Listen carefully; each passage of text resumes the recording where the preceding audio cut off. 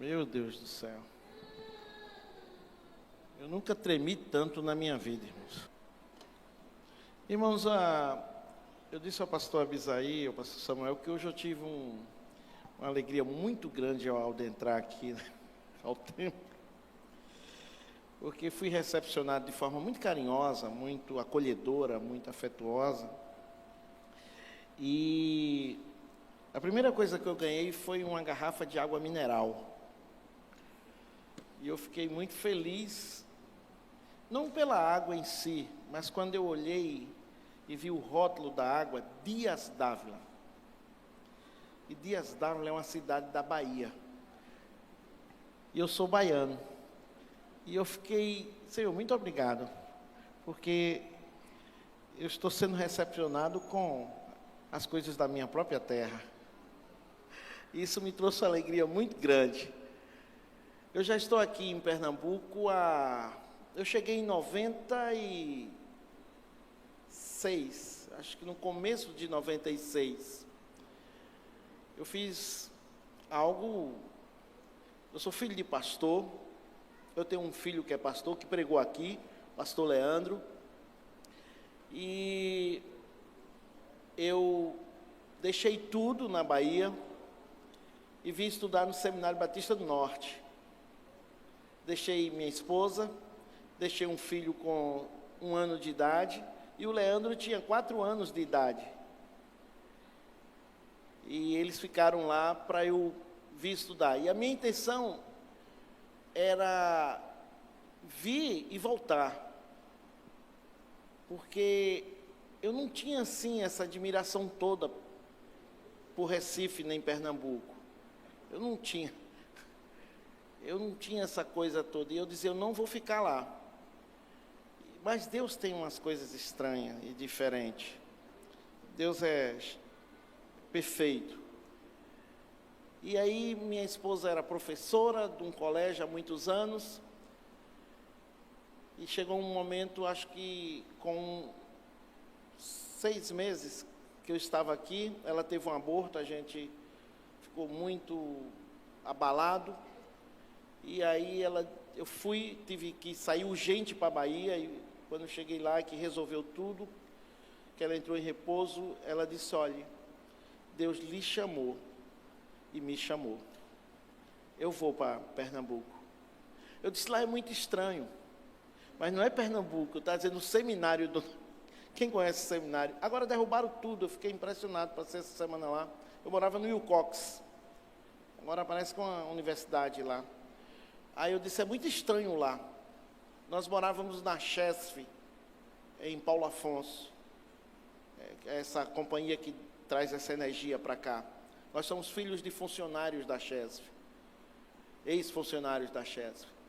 E nós vivemos lá, é uma cidade tipo um paraíso, é um negócio muito interessante. Eu não sei se alguém aqui conhece Paulo Afonso, mas é uma cidade bem interessante, uma cidade que foi programada, toda planejada.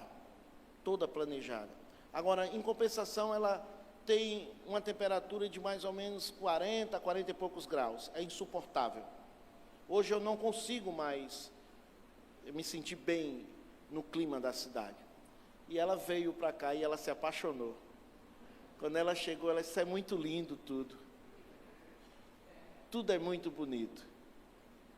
E aí Deus foi trabalhando. E meu filho, o Eduardo, o pequenininho, ele chegou com 1 ano. Praticamente ele aprendeu a falar aqui. E um dia, eu repreendi ele. Eu disse, eu não quero você falando vice.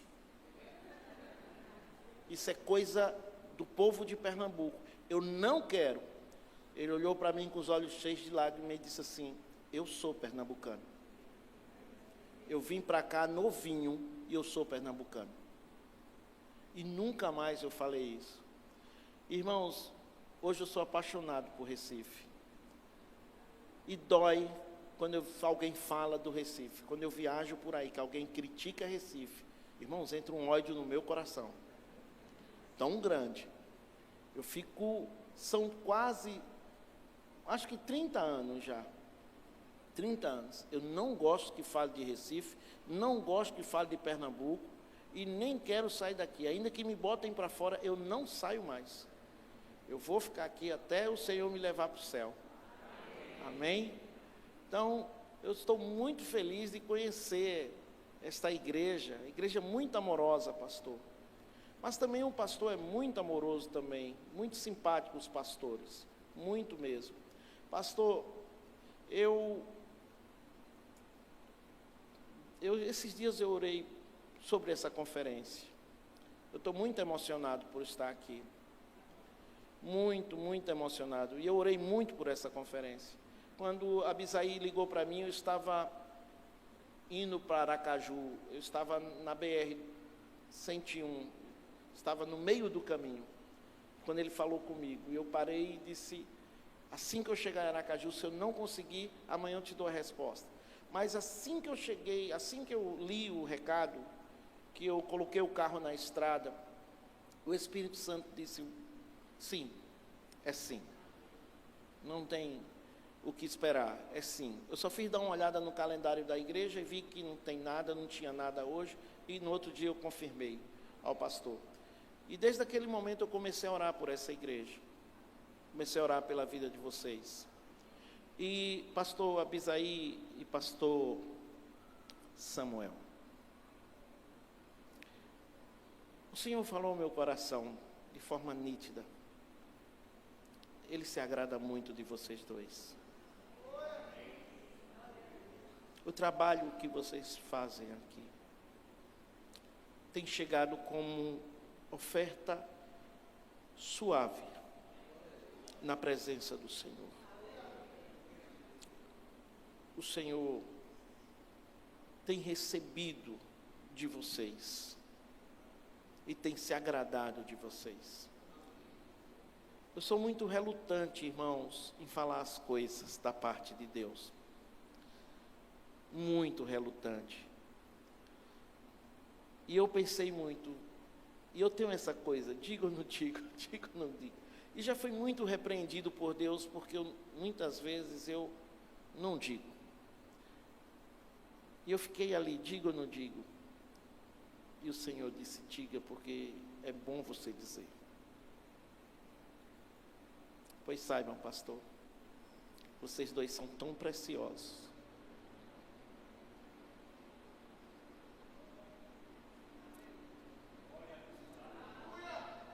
Muito preciosos. Vocês dois não têm noção, mesmo diante das lutas, das tristezas, às vezes dos choros, das decepções, às vezes das dúvidas que vocês têm, das perguntas que vocês têm feito. Mas vocês dois são tão preciosos.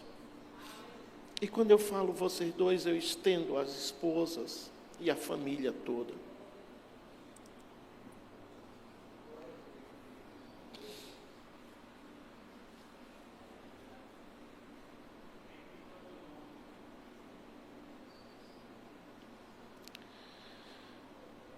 Vocês são preciosos, pastores.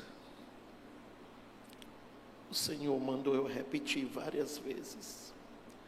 Vocês são preciosos. Às vezes se olha para homens do Antigo Testamento e se admira tanto. Mas o Senhor tem admirado muito vocês. Muito mesmo.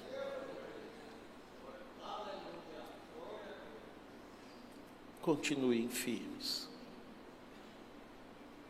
Continuem firmes.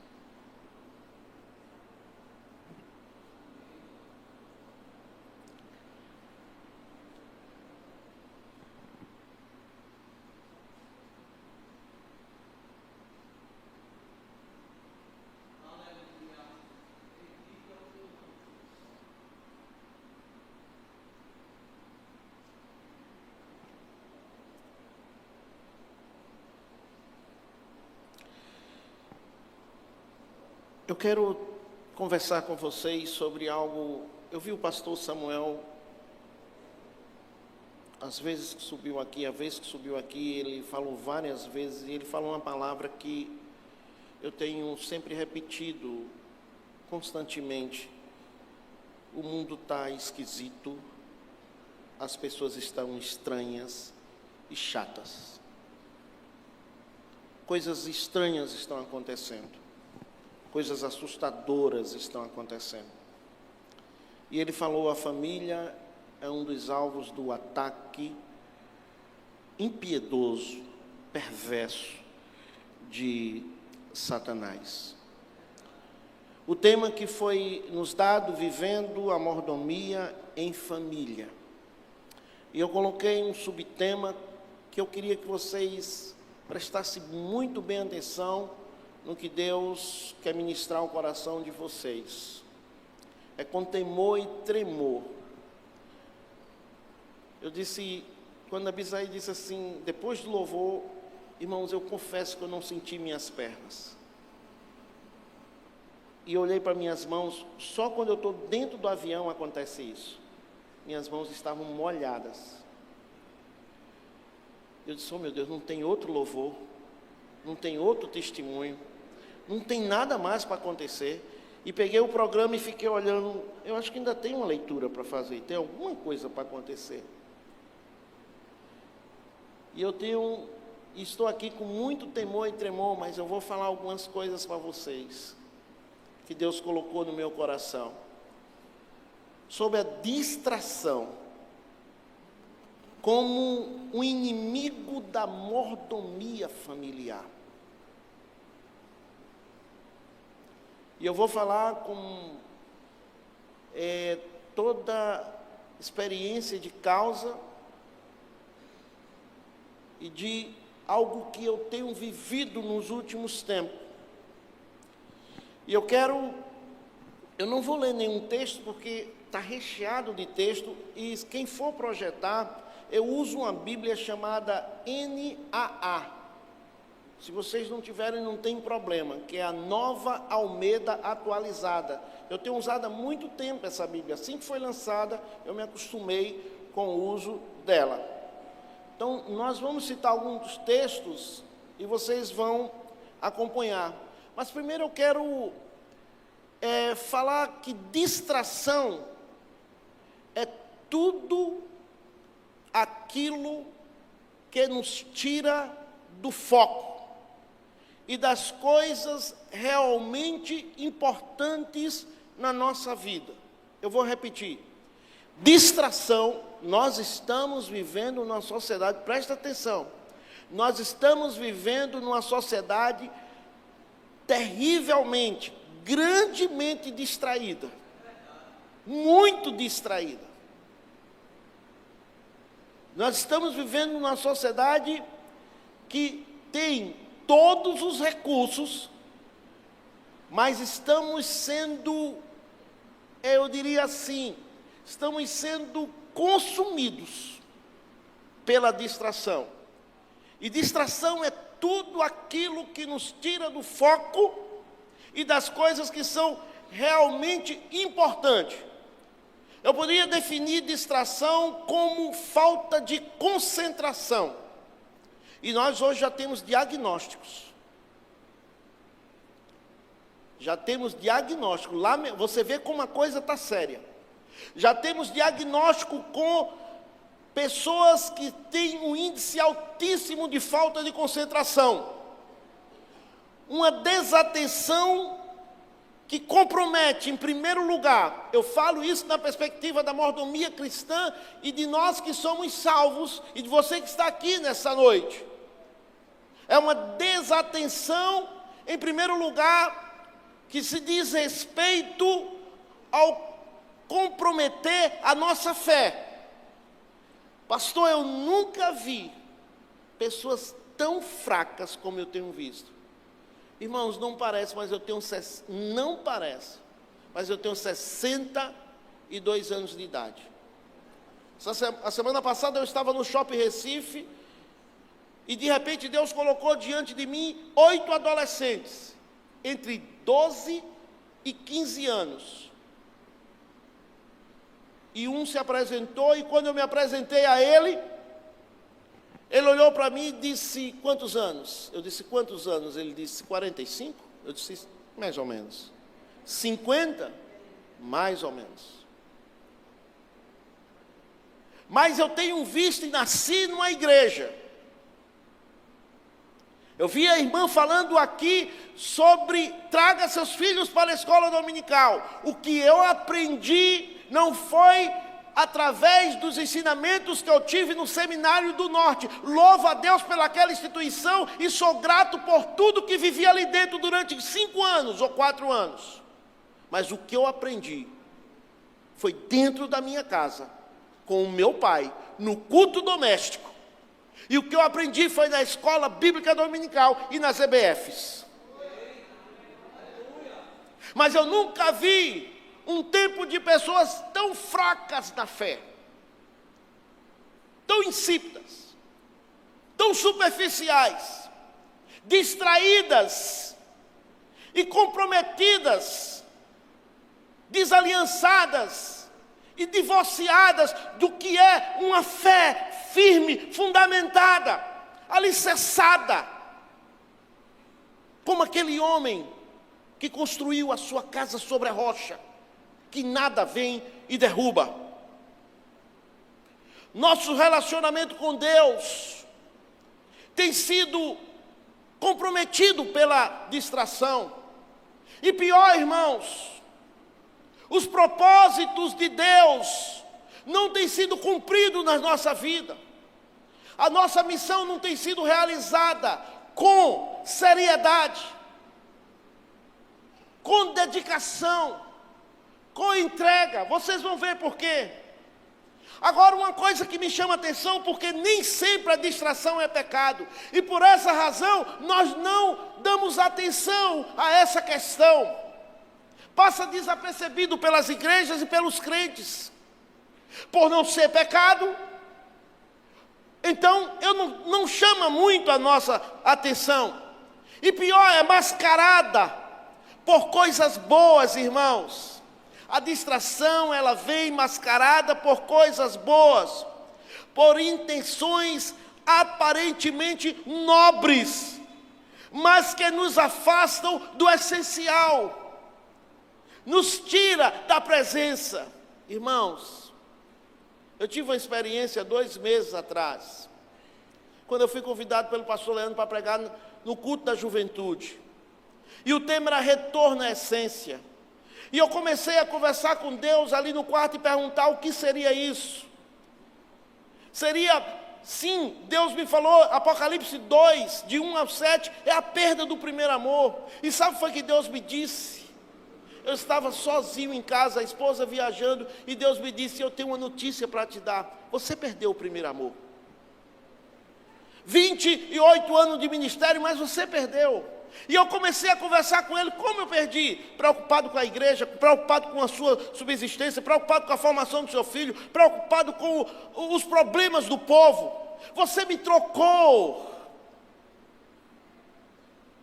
E eu comecei a chorar, e Deus começou a falar profundamente ao meu coração, porque eram coisas essenciais, coisas nobres, coisas importantes, coisas que eu dizia e defendia como pastor, que eu estava no caminho certo, que eu estava fazendo a coisa certa para Deus, mas eu estava vivendo no automático, estava vivendo baseado na reserva que eu tinha de conhecimento teológico e de livros que eu lia, e da obrigação que eu tinha de pregar e de ministrar.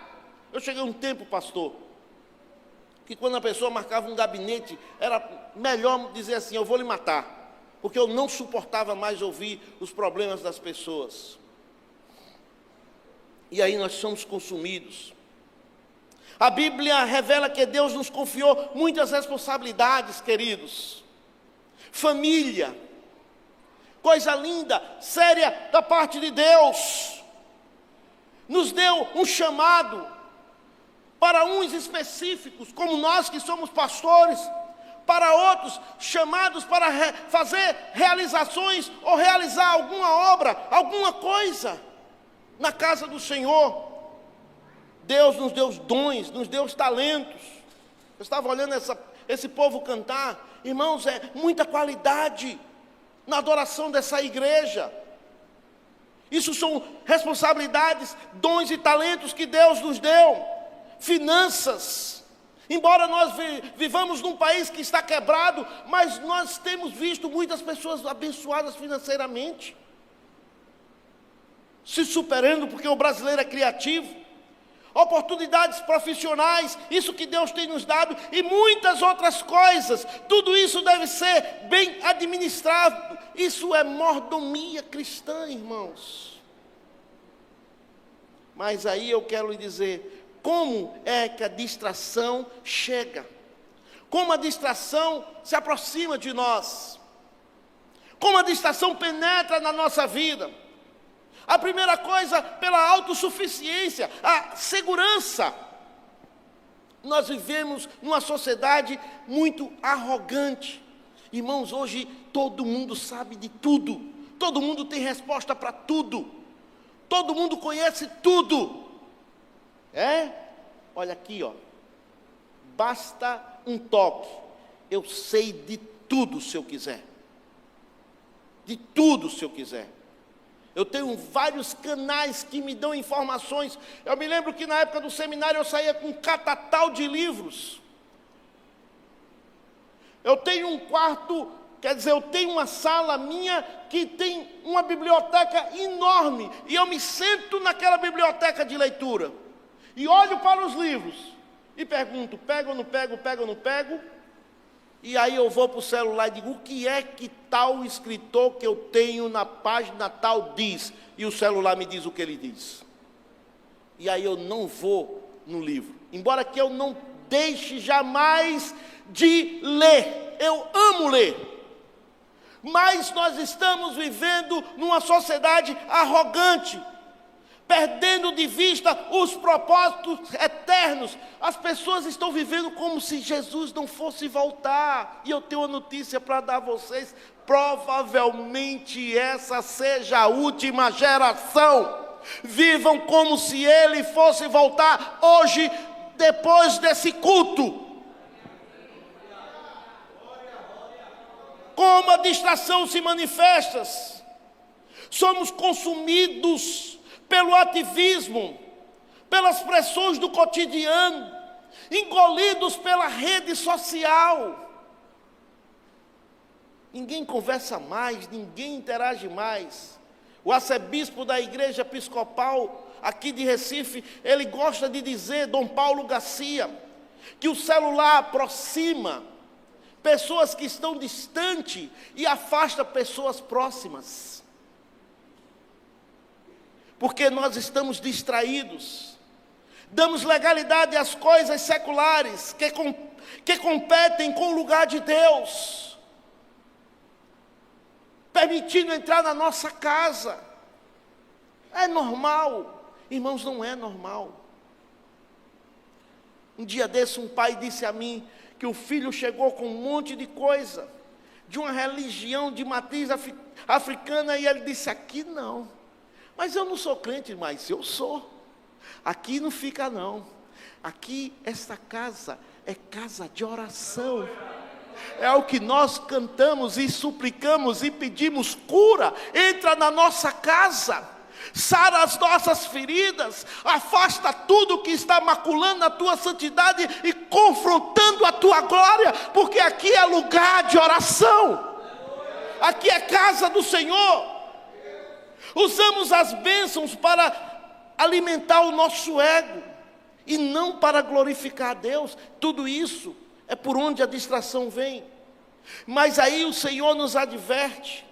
Em Efésios capítulo 5, versículo 15 e 16, nos chama a atenção.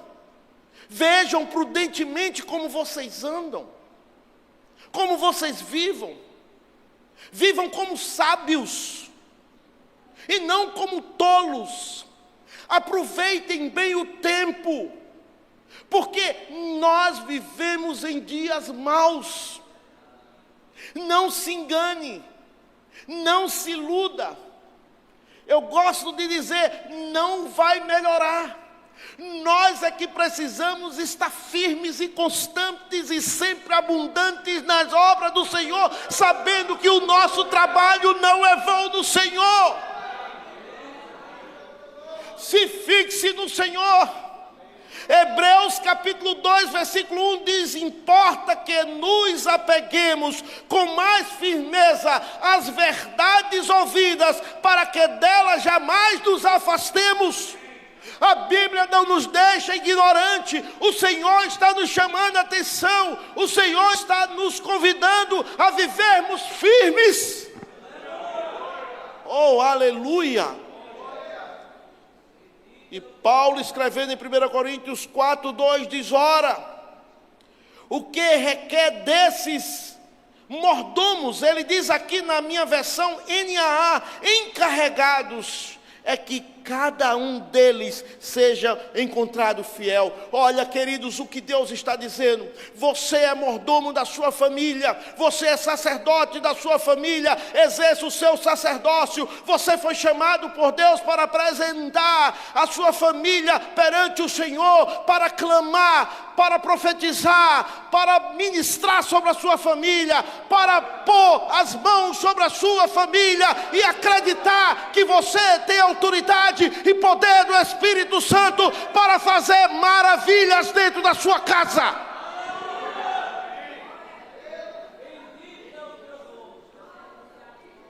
Oh, aleluias!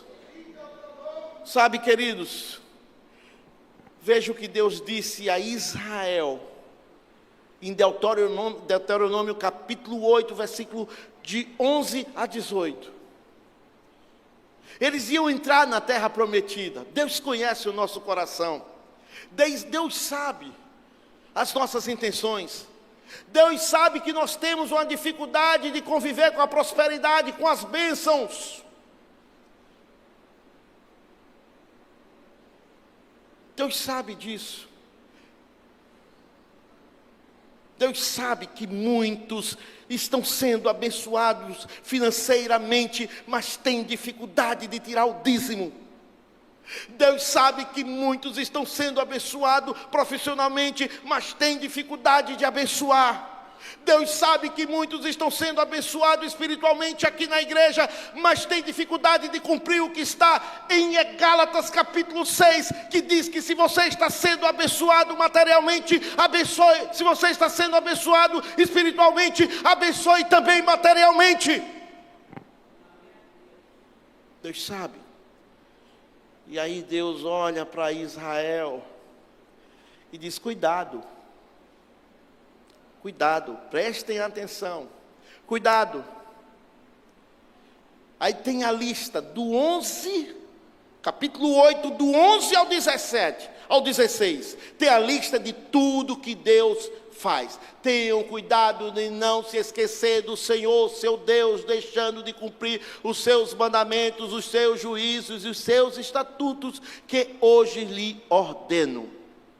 Não aconteça que depois de terem comido e estarem fartos, presta atenção, depois de haverem edificado boas casas e moradas nelas, depois de se multiplicarem o seu gado e os seus rebanhos, e aumentar a sua prata e o seu ouro, e ser abundantemente tudo que vocês têm, se eleve o seu coração, e vocês se esqueçam do Senhor, seu Deus, que os tirou da terra do Egito, da casa da servidão, que os conduziu por aquele grande e terrível deserto, de serpentes abrasadoras, de escorpiões e de aridez, onde não havia água, e que fez sair água da rocha para vocês beberem. Que no deserto sustentou com maná, que os pais de vocês não conheciam, para humilhar vocês, para pôr vocês à prova, e afinal lhes fazer o bem. Portanto, é aqui que eu quero chegar. Portanto, não pensem, a minha força Ah, fui eu que passei no vestibular. Fui eu que entrei nessa empresa. O que eu tenho hoje foi Deus que me deu. Está vendo esse carro? Aqui, meu amigo, foi com o meu suor, o meu esforço. Acordava de madrugada para trabalhar e comprar esse carro. Está vendo isso e aquilo? Foi Deus que me deu. Força e o poder do seu braço conseguiram estas riquezas. Mais. Adiante. Pelo contrário, lembre-se do Senhor, seu Deus, porque é Ele quem lhes dá a força para conseguir riqueza. Para confirmar a sua aliança, que sob juramento prometeu aos pais de vocês, como hoje se vê. Não sou eu, foi Deus que lembrou a Israel. São avisos que o Senhor nos dá, são advertência que Deus está nos dando contra a distração. E nós criticamos eles, esse povo era muito distraído, esse povo era muito disperso, esse povo sempre estava se revoltando contra Deus, idolatria e murmuração. Mas Deus, sabendo disso, também nos avisou: cuidado, cuidado, porque tudo que você tem hoje sou eu que te dei. Salmo 24, do Senhor é a terra, Deus é dono de todas as coisas, a tua vida pertence a Deus, o seu trabalho pertence a Deus, o seu emprego pertence a Deus, a sua esposa pertence a Deus, o seu esposo pertence a Deus, o seu filho é de Deus. Abraão sabia disso. Quando ele subiu confiante que Deus enviaria o cordeiro para substituir, porque ele sabia que o menino era filho da promessa. Tudo que você tem veio do Senhor é a terra, a sua plenitude, o mundo e tudo que nele habita. Aleluia, aleluia, aleluia. Então, queridos, vamos aqui ver alguns exemplos de distração, ou distrações comuns e perigosas.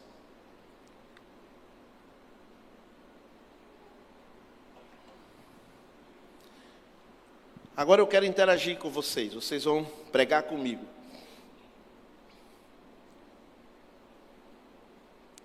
Vou fazer uma pergunta a vocês aqui. Cuidar da casa,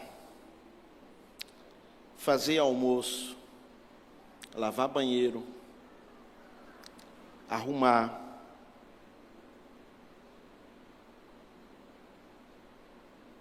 lavar roupa, passar. Tem alguma coisa errada com isso?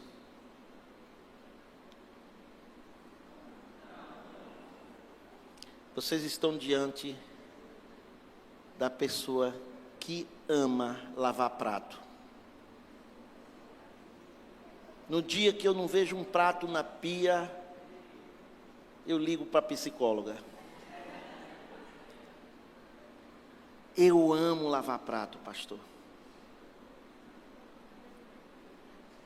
Amo lavar. E vou dizer, homem que lava prato é homem feliz.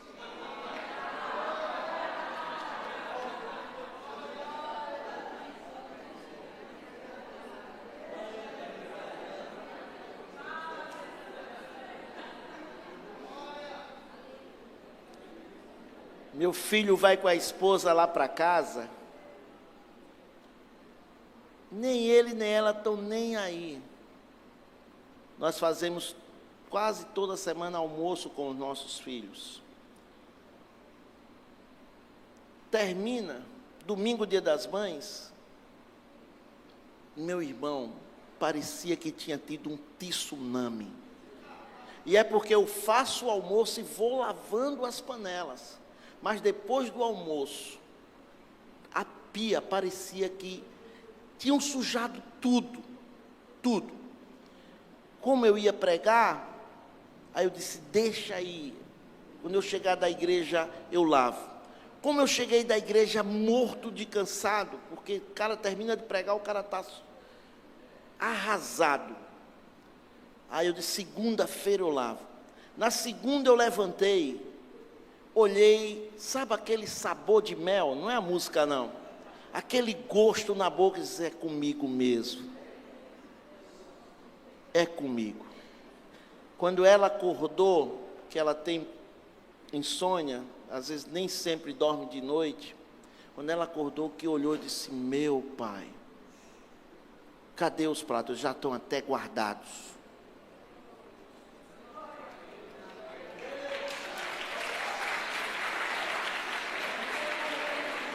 Agora, veja bem, eu fui criado, sabe com quantas mulheres?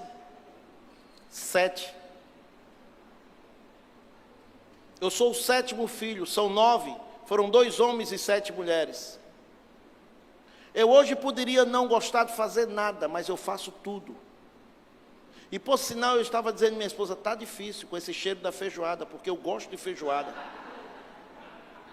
Está difícil. Estava dizendo à minha esposa, está complicado mesmo. Você cultuar com a feijoada no fogo, com a porta aberta. Eu não volto amanhã, porque amanhã vai ter o dia da família, a gente vai para um clube, e não dá para eu vir aqui, mas senão eu vinha só comer a feijoada. Criado com 7 mulheres, e outra, sabe o que elas diziam? Seja homem. Porque se um dia a gente desconfiar de vocês, a gente quebra você no pau.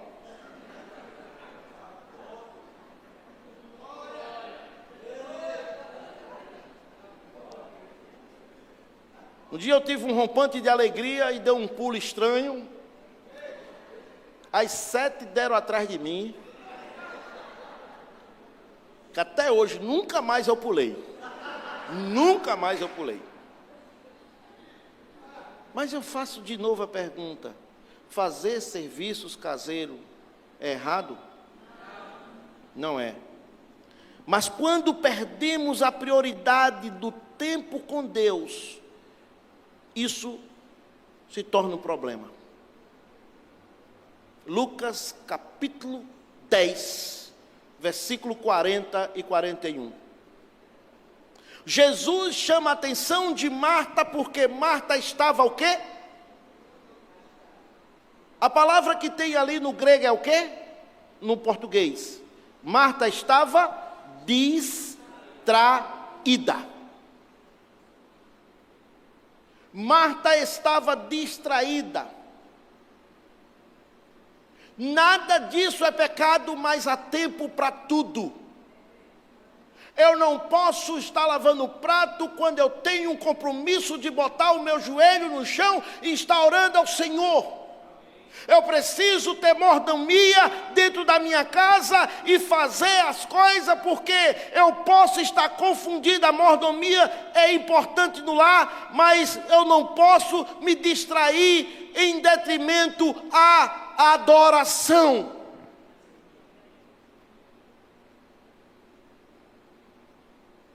Jesus estava presente, e aquilo não era hora de fazer comida, nem de arrumar casa, nem de lavar prato. Escola dominical é escola dominical. Minha mãe cozinhava no sábado à noite para que nós estivéssemos todos na escola dominical. E sabe o que é que muitas vezes tem acontecido hoje, pastor? Por que não veio para a igreja domingo? Na hora que eu ia saindo, chegou um parente. Eu disse, não é um parente. É não. É um representante de Satanás. E sabe o que foi que o irmão da minha igreja fez? Eu até lembrei dele, porque ele é carioca, quando você falou. Sabe o que foi que ele fez? Ele disse, pastor, na hora que eu me arrumei, que ia saindo, chegou um monte de gente da minha família. Eu disse, fiquem aí, eu vou para o culto, chego 9h30, eu falo com vocês. Mas como assim? Eu disse, é hora de culto, meu querido. Eu tenho um compromisso com Deus, com a casa de Deus. Jesus está presente, não é hora de fazer comida. Jesus está presente, não é hora de se distrair lavando o prato. Jesus está presente, é hora de estar aos pés do Senhor. Outra pergunta que eu tenho para fazer com vocês. Buscar conquistas materiais, ter casa, bens, e aí eu digo a você, casar é bom? Oxe, à noite tem uns meninos lá na minha igreja, pastor Abisaio, tá louco, dá pena. Os bichinhos, pastor, ore por mim. Eu disse, rapaz, não sei o que é que tu tem não, bonito, trabalha, mas não aparece ninguém. Casar é bom. Vou fazer 36 anos de casado. É muito bom. E estou chegando a uma fase boa. Leandro já casou, o pastor Leandro casou, mora na casa dele. O outro que é o mais novo, que mora ainda em casa, já comprou um apartamento. Eu disse, glória a Deus. Já está namorando, disse à mãe que daqui a um ano, eu disse, vai meu filho, vai. Em nome de Jesus. A mãe disse, eu ainda vou tirar umas coisas dele, que ele trabalha, né? Tem sua renda, mas antes de sair vai ter que deixar algumas coisinhas para mim. Mas eu quero que vá. Sabe por quê? Porque tem a hora de criar e tem a hora de mandar ir. Não é botar para fora. É a hora da autonomia, como a irmã disse aqui. Eu quero ver meu filho casado com a mulher que dê continuidade àquilo que eu estou fazendo com ele. Uma mulher de Deus. E ore por isso. Ore por isso. Mas sabe, queridos, buscar conquistas não é pecado. Eu fui pastor de uma igreja que quando eu cheguei, só tinha 2 pessoas com curso universitário. E eu comecei a incentivar essas pessoas a estudar. Quando eu deixei a igreja estava repleta de pessoas já formadas com curso superior e técnico. Nada disso é pecado. Mas o risco está em usar as bênçãos como desculpas para não responder ao chamado de Deus. Lucas, capítulo 14, a grande ceia. 3 coisinhas ali me chamam a atenção. 3 coisinhas. A primeira, eu comprei um campo, não posso ir. A segunda, eu comprei 5 juntas de boi, não posso ir. E a terceira, cara, o cara estava na lua de mel, eu casei, não posso ir. Qual o pecado que tem em você comprar um apartamento? Qual o pecado que tem em você comprar uma casa na praia? Qual o pecado que tem em você investir na sua vida profissional e comprar um notebook, comprar algum equipamento para você adquirir renda para a sua família e melhorar a situação financeira? Qual o pecado que tem de você casar? Nenhum, ao contrário, Deus é a favor do casamento. Eu conheci um pastor aqui em Camaragibe. Que é Camaragibe? Eu conheci aqui um pastor em Camaragibe, sabe o que ele me disse, dando testemunho dele a mim? Ele disse, eu fui muito rico, e quando eu enriqueci, eu brinquei com Deus até não aguentar mais, e Deus tomou tudo de mim. Sabe, queridos, a bênção não pode nos afastar do abençoador. Na minha igreja agora tem uma moda. Eu estava conversando com a pastora. É na minha igreja. As mulheres têm bebê. Tem o período que deve ficar em casa. O marido some.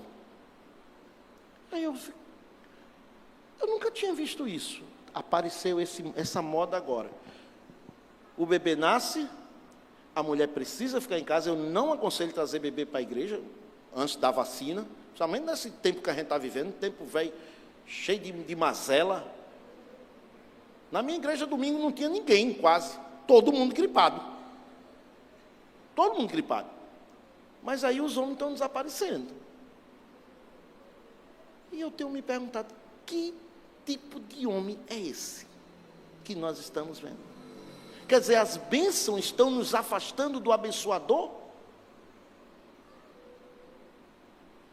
Nós estamos dando mais valor à bênção do que o Deus da bênção. Então eu comprar um apartamento, não, pastor, por que você subiu da igreja? Porque agora eu estou num apartamento novo, pastor. E aí nós estamos nos adaptando. Eu disse, gente, valei-me. E tem essa. Por que você não vem mais domingo? Pastor, eu comprei um carro e agora domingo eu estou em Itamaracá, no outro domingo eu estou em Porto de Galinha, no outro domingo eu disse, cuidado para não furar os pneus. Cuidado. É muita diversão. É muita curtição. Meu Jesus. Com tão pouco já não vai mais adorar, já não vai mais para a casa do Senhor. É muito pouco para deixar o Senhor. É um prato muito fraco, vegano. É muito vegano para deixar o Senhor.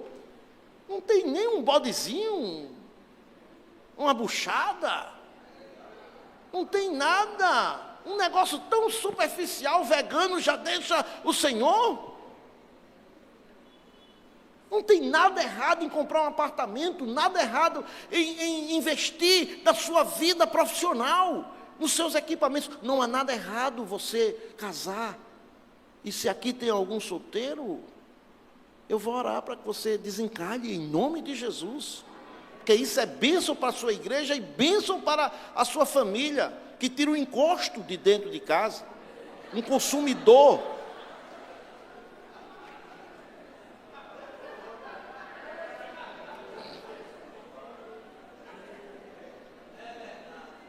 Não tem compra, não tem armário que fique cheio. Não consegue. É o dia todo, parece que a boca tem um mecanismo que não para, e o estômago tem um triturador industrial, que some. Vou orar para que você suma, em nome de Jesus, em nome de Jesus. Ter talentos, força física, dons e ser usado por Deus é errado, irmãos? Vou repetir, ter talentos, força física, dons e ser usados por Deus é errado? De maneira nenhuma. Mas usar isso para alimentar a vaidade ou negligenciar a santidade é muito perigoso. Sansão, irmãos, brincou com Deus. Sabe o que eu tenho visto mais hoje no Brasil? É pastores brincando com Deus. A conta vai chegar, irmãos. A conta, eu tenho dito na minha igreja, a conta vai chegar. Quer dizer, já está chegando para muitos. Agora eu vou dizer uma coisa a vocês, me permitam os pastores que eu digo na minha igreja. Não brinque com Deus. O Salmo 4, mais ou menos por ali, 4, 5, diz assim, Deus ri. Não brinque não que Ele brinca. Não brinque com Deus, porque quando Ele brincar, você não vai aguentar. Sansão não aguentou. Sabe aquele amigo do trabalho que curte com a cara de todo mundo? E na hora que você vai falar para ele, ele fica entufado? Ah, pois é.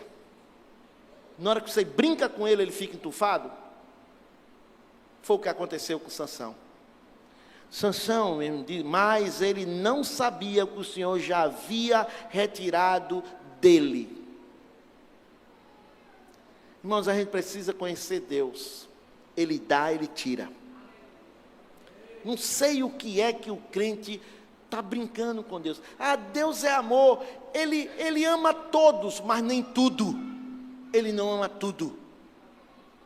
Ele dá e Ele faz tudo. Não. E eu louvo a Deus. Um dia eu entrei num posto de gasolina para comprar um picolé e tinha um livro lá, cuidado com o que você pode pedir, cuidado com o que você pede a Deus que Ele pode lhe dar e você não está preparado para receber. Bênção é coisa séria. Bênção é coisa séria. E outra, eu vou dizer, nem todo mundo está preparado. Um dia, querido, eu estava em Paulo Afonso, acordei, tinha meio mundo de ligação. Minha esposa disse, Léo, olha a tua conta, Mãe botou um dinheiro para tu. Meus irmãos, quando eu tirei o saldo que vi, eu passei mal. Eu disse, meu Deus, eu não estou preparado para isso. Aí a mente começa, o que é que vai fazer? O que é que eu vou fazer? Não brinca com Deus. Sansão brincou com Deus e Deus brincou com ele. Não é nada errado você ter dom. Não brinca com o dom que Deus te deu. Não brinca com o talento que Deus te deu. Não brinca com o chamado que Deus te deu. Não brinca de jeito nenhum. Em último lugar, irmãos, em último lugar, eu pergunto a você, ter um ministério familiar e fazer muita obra de Deus é errado? É, irmãos? Eu estou errado em ter um ministério? Pastor Samuel está errado em ter um ministério? Abisaí está errado? Você está errado em ser o sacerdote da sua casa? Está errado? Não estou vendo a igreja responder. Está errado? Não, não é errado não. Mas, queridos, cuidar das coisas de Deus e esquecer da vida com Deus é fatal. Isso aconteceu comigo. Pastor, eu cuidei muito da igreja. Eu me preocupei muito com a aparência física da igreja, com a estrutura funcional. Eu lutei muito. Nós temos um templo que é alugado, é uma nota. Isso tirava o meu sono. Sabe o que foi que aconteceu? Quando eu vi, eu não amava mais a Deus. Eu estava preocupado com a manutenção do templo, com a minha sobrevivência. Eu estava preocupado com as coisas de Deus, não com o Deus das coisas. E quando eu descobri, eu estava fora do altar, vazio, triste, angustiado, deprimido e cheio de problema que eu não sabia o que era, mas era simplesmente falta de Deus, um vazio pela falta de Deus. Mas o senhor pode estar no culto e não ter a presença de Deus, é o que tem mais hoje, é o que acontece mais na vida. Assim aconteceu com Eli, e Deus disse a ele em 2:29 de 1 Samuel, porque você honra os seus filhos mais do que a mim. Isso é mordomia de família.